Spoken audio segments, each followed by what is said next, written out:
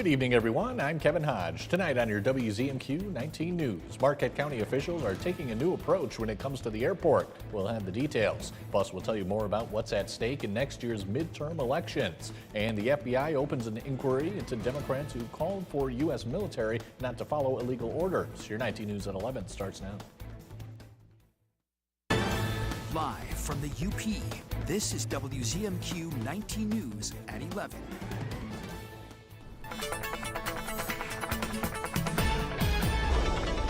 Kelly, good evening. We have quite the weather event on our hands, don't we? Yeah, Kevin, we do. This is going to be a pretty significant multi-day lake effect snow event over the period of time that's going to be the busiest travel time of the year for Thanksgiving. So lots of winter weather watches and warnings. The most important one is going to be the blizzard warning. That's not so much as the heavy snow, but it's the blowing snow with the wind gusts, which will reduce your visibility as you're trying to travel. Tomorrow is still the transition time from rain to snow, but places out towards the western half of the Upper Peninsula will start to experience those blizzard conditions earlier in the day. And then for us into Marquette throughout the evening time, that's when we'll see that shift to the colder temperatures and very difficult travel conditions. I'll break down everything you need to know in just a few minutes.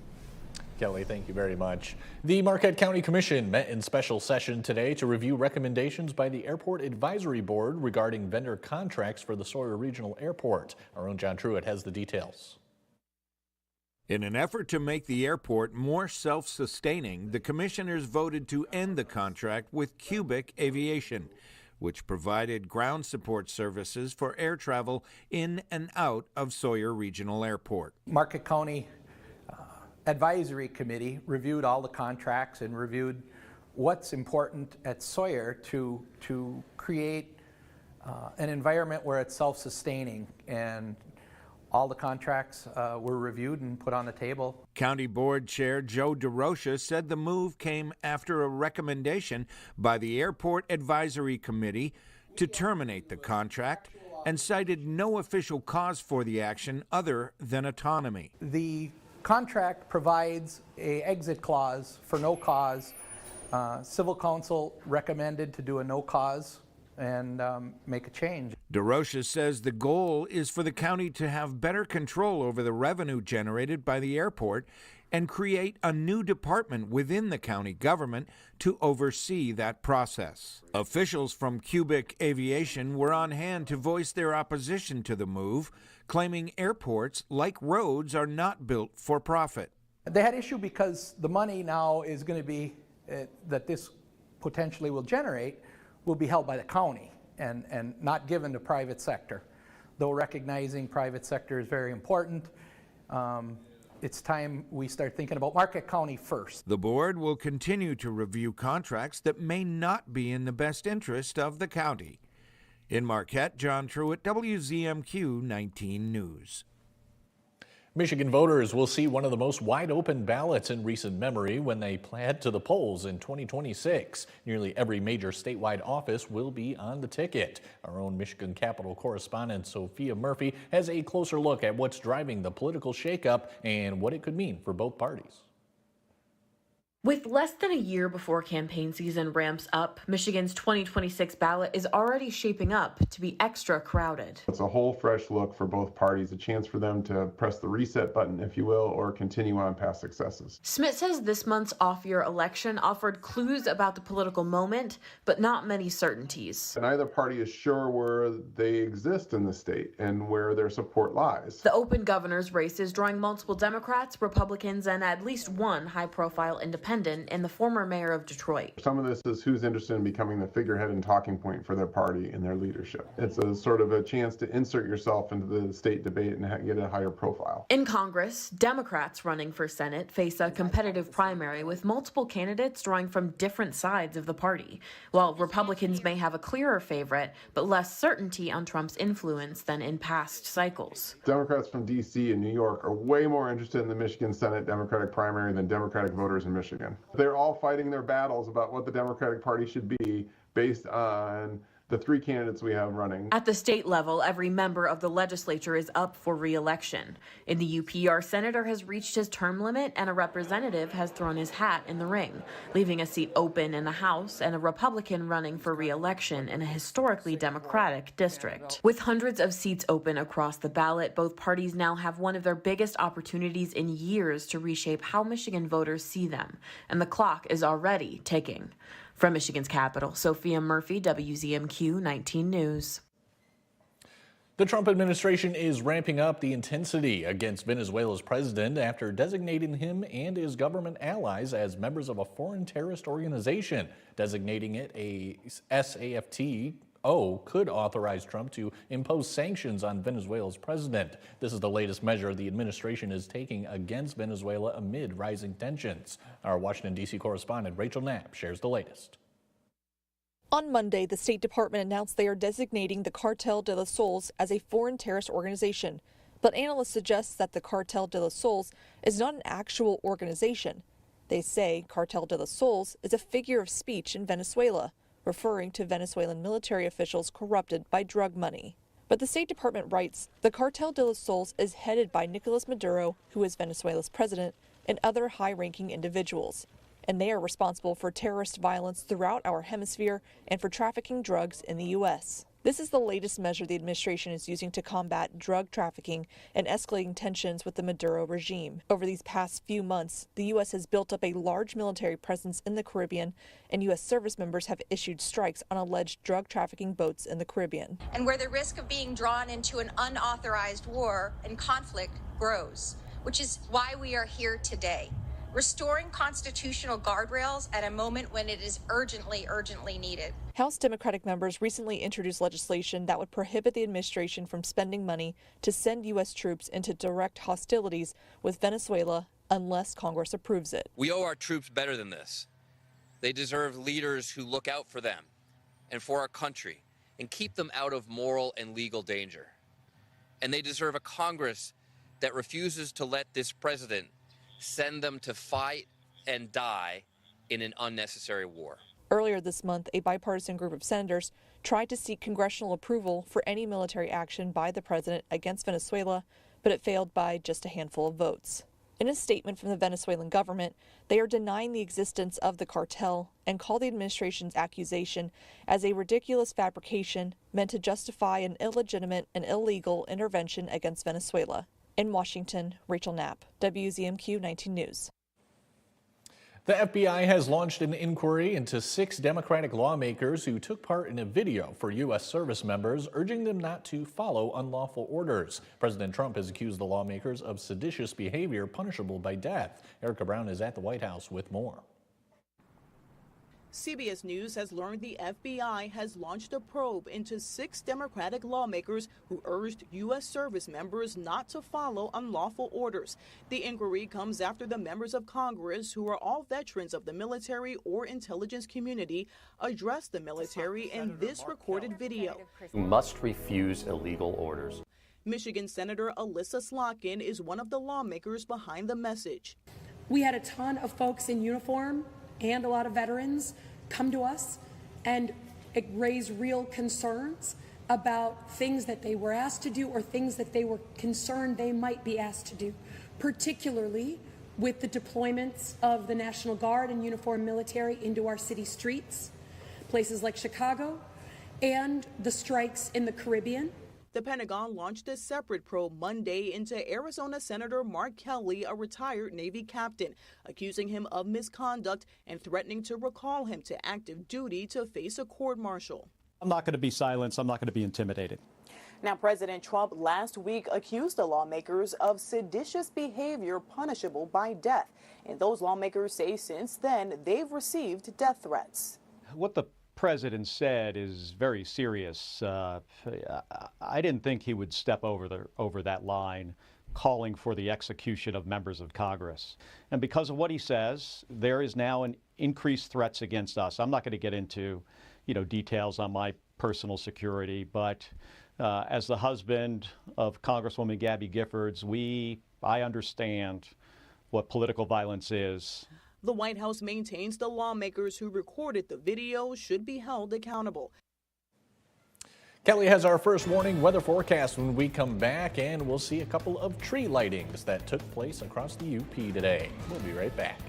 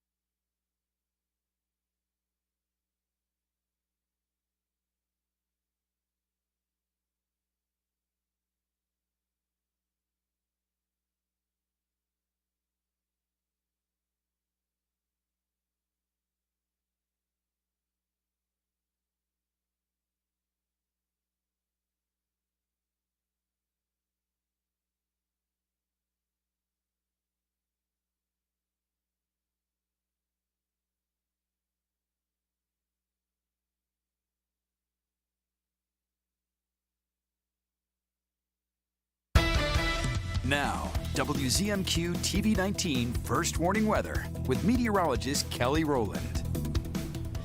Welcome back. We're getting ready for the busiest travel time of the year. Maybe you've already gotten a head start on your Thanksgiving travels, and I don't disagree with that. We're looking at some rapidly changing weather conditions very soon for us. This is going to be that transition period tomorrow where we'll get the colder temperatures and start to see the lake effect snow set up. So currently the low pressure system is moving through Wisconsin, and we're in a pretty, I'll say, special location in terms of the low pressure will essentially be moving right over us. So the constantly shifting winds, but then once those winds set up the northerly flow, it's going to be a long duration lake effect snow event, and we could see some very significant snow total accumulations. It just depends where you are. That's the beauty of lake effect snow. Right now, colder temperatures out to the western half of the Upper Peninsula, so the transition of rain to snow is already started. I will say if you're Marquette County eastward, you still have some time in the overnight and early tomorrow morning before you see some snow to make sure that car is winter ready and you have maybe a winter kit in your car, an extra blanket, a full tank of gas, of course. That's very important. Lots of different components are at play when it comes to Thanksgiving travel. So in the places with the blizzard warnings, it's very important to only travel for emergencies only. Now, I know this is Thanksgiving. You want to spend time with your family. A lot of you are going to travel regardless, and I understand that, but I do need to tell you it's going to be very dangerous and nearly impossible at times to try to travel, especially if you're in these blizzard warning areas. That's kind of the orange that you see here, Marquette County, and for most of the northern portions and western portions of the Upper Peninsula. That will go into effect at 7 a.m. tomorrow morning and last through Thursday morning. So again, a lot of the time where you're maybe going to want to travel to your Thanksgiving locations, we're going to have reduced visibility from blowing snow and just lots of different impactful components here. Lake effect snow bands, the snow totals range. It's impacts over amounts. Yes, we could see multiple feet, about 2 feet of snow, but trying to drive through 5 inches of snow, trying to drive through 2 feet of snow, it's all going to be difficult. On top of that, the gusty winds could be blowing tree branches around. We could see spotty power outages and of course reduced visibility. This is going to be really important when you're driving on major highways. If you get those pileups, if you get in a situation where you're on the side of the road or you get in a little crash, stay in your car. If in front of you, you won't be able to see a car, then you're not going to see a person there. So you're going to be the warmest if you stay in your car, and the safest as well if you do get into a situation like that. Here's your first morning weather futurecast. You see the rotation. You see out to the western portions here. That's when the snow, and when you wake up tomorrow morning, you might already see a decent amount of snow into Ironwood. And then this is just lake effect for the entirety of your Thanksgiving morning, slowly tapering off maybe when you're having dessert on Thanksgiving. This is the wind direction. Here's the low pressure system moving through. Again, it's all about impacts over amounts. I'll have the future snow totals for you in the final weather here, but much colder temperatures will last. Some lingering snow showers through the weekend, finally starting to see a break in the snow once we get into next week. Kelly, thank you very much again. In Delta County, downtown Escanaba kicked off the holiday shopping season today. Black Friday on Tuesday encourages shoppers to hunt for their Christmas gifts at small businesses and stop at local restaurants for lunch and dinner. Most of the shops on Ludington Street are open late today, offering sales, specials, and prize drawings. For the Canterbury Bookstore, Black Friday on Tuesday has become one of the best shopping days of the year. It's kind of magical to have all these people out at the same time out in downtown. It never feels as alive as it does on these nights. I know a lot of businesses down here really appreciate all the support people give them, and so just keep on doing that. We really appreciate when people choose to buy from a local store here. In the evening, the entire community gathered to light the city's Christmas tree. Locals filled Escanaba's center court to count down the start of the holidays. We should have video of it. There we go. Weather conditions were too wet for the city band to perform, so the Players Danak led the crowd in singing Christmas carols. The ornaments on the tree were decorated by third graders at Escanaba Upper Elementary School, and many of them attended to see the tree all lit up. I think it's really fun for your family to experience that you get to make a Christmas ornament and put it on the town Christmas tree. And I think it's just really, really fun. I just wanted to come out to hang out with my friends and family. Merry Christmas!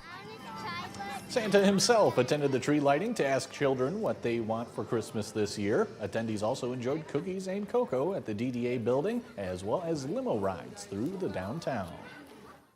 In Marquette, the annual Goodwill Christmas tree lighting also took place this evening. Due to rain, all festivities were moved inside the Westwood Mall, bringing hundreds together for free food, dancing, and a visit from Santa Claus. The Grinch also made his appearance, only to be apprehended by local law enforcement. Media Brew Communications says even with the delay, weather doesn't get in the way of spreading the holiday spirit.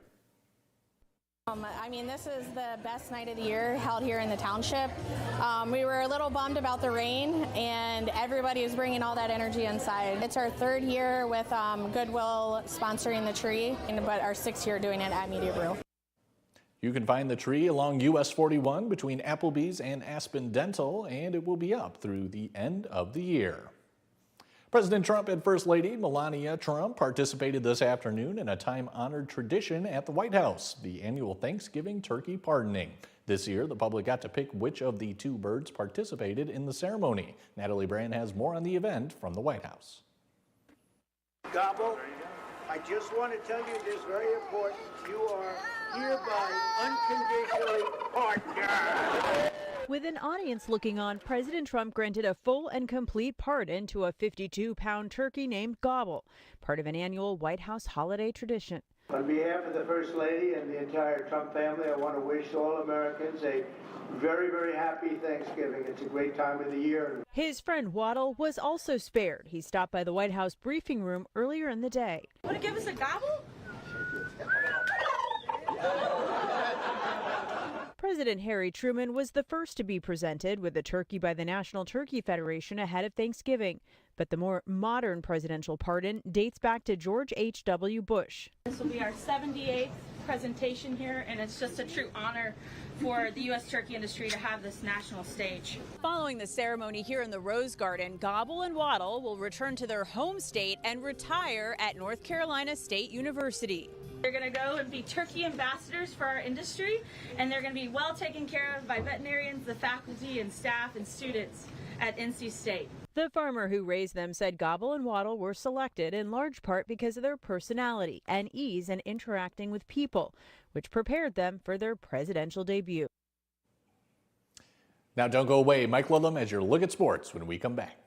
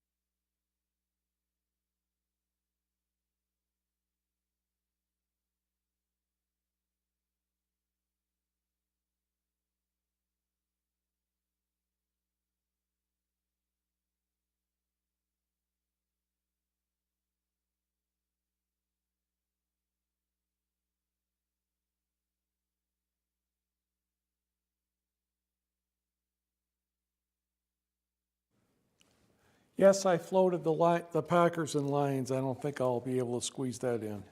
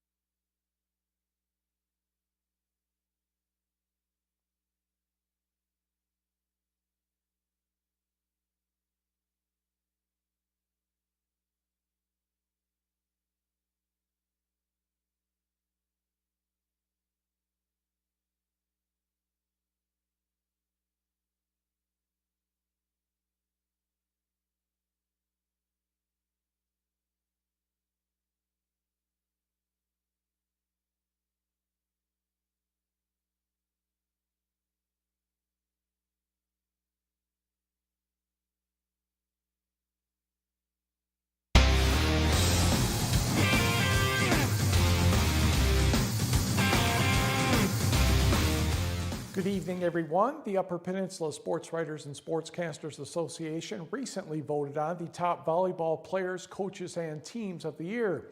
Ms. UP Volleyball comes from the team who went all the way to Battle Creek and the Division IV semifinals.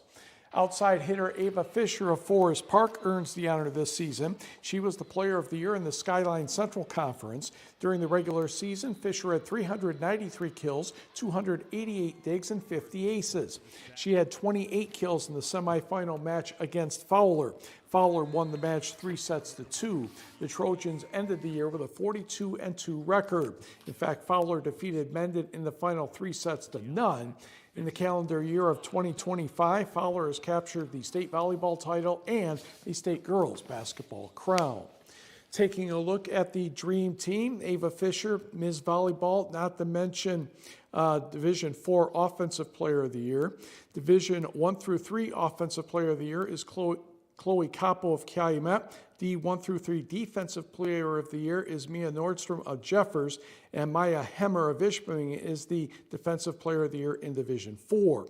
The other three on the Dream Team, Lily Kwiatkowski of Rudyard, Noelle Grace of Wakefield Marinesco, and Elsie Williams of Forest Park. Coaches of the Year, Rachel Songarath of Jeffers in 1 through 3, and in Division 4, Bryant Lampa of Hancock.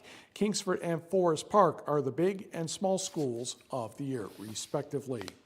During the high school hockey tonight, Graham Johnson and Carson Hughes scored for Escanaba, but Jeffers had a hat trick from Cam Anderson, and Brogan Turner scored the other 2 goals as Jeffers turned back the Eskimos 5-2. Nolan Olivero and Landon Reamer each had 2 goals for Negaunee in the Miners' 8-0 win over Manistee.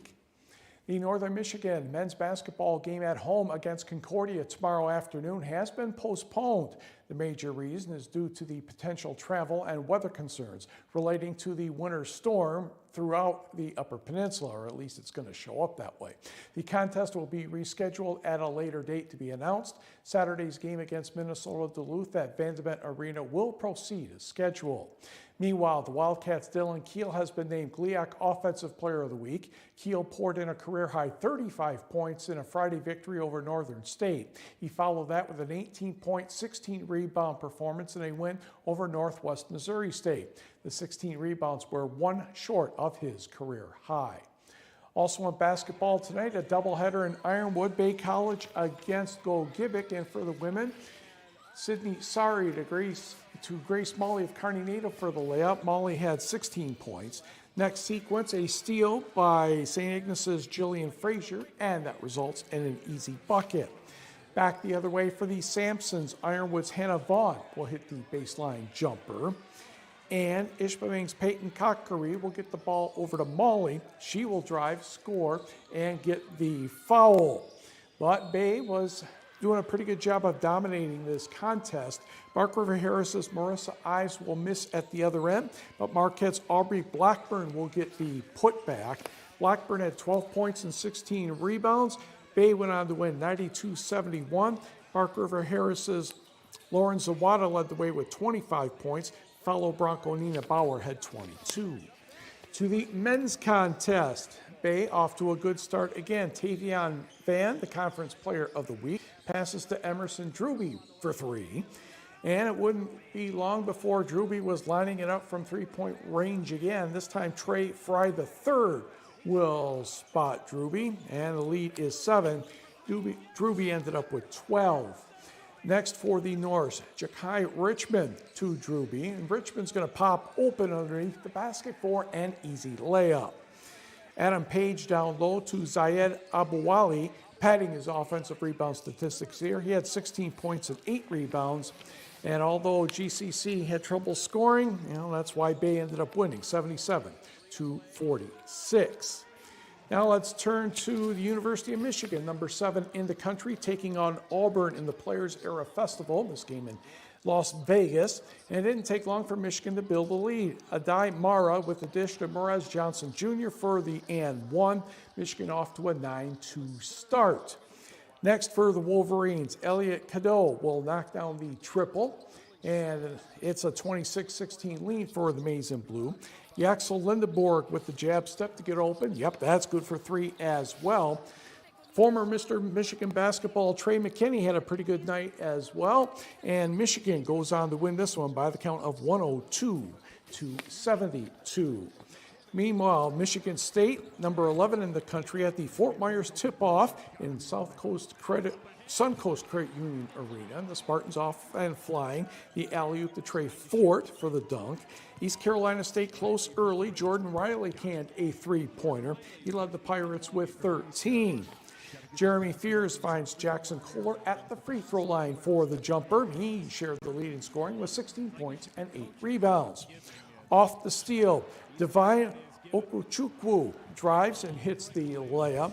Okochukwu also had 16 points. Spartans up 47-24 at the half. Carson Cooper, a little trouble catching the ball. That's a good thing Cohen Carr didn't.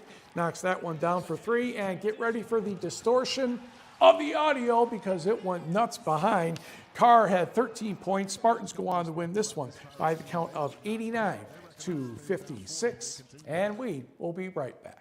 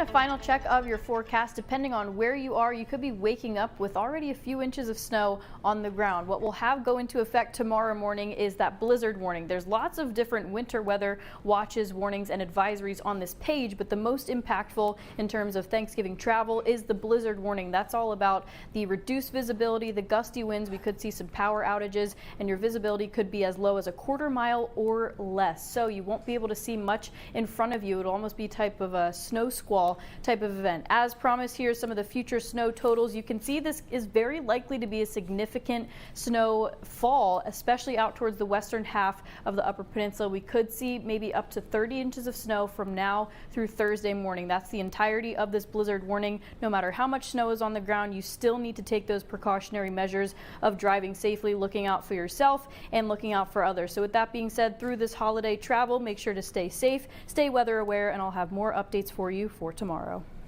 Kelly, thank you very much. And finally tonight, UPAWS is reminding the Upper Peninsula that its annual holiday shop is back open. From mid-November until Christmas, a large selection of clothing, ornaments, toys, and more are set up in the UPAWS community room. The money raised throughout the holidays will go towards supporting all of the animals at the shelter. Staff say the holiday shop is a fun and easy way to give back this time of year, but the support doesn't just stop there.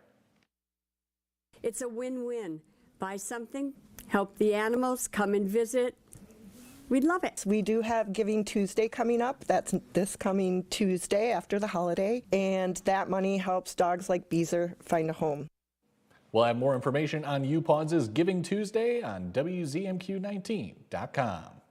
That's it for now, I think, right, Mike? I think so. All right. Have a great night, everyone. Stay safe tomorrow. We'll catch you tomorrow at 6.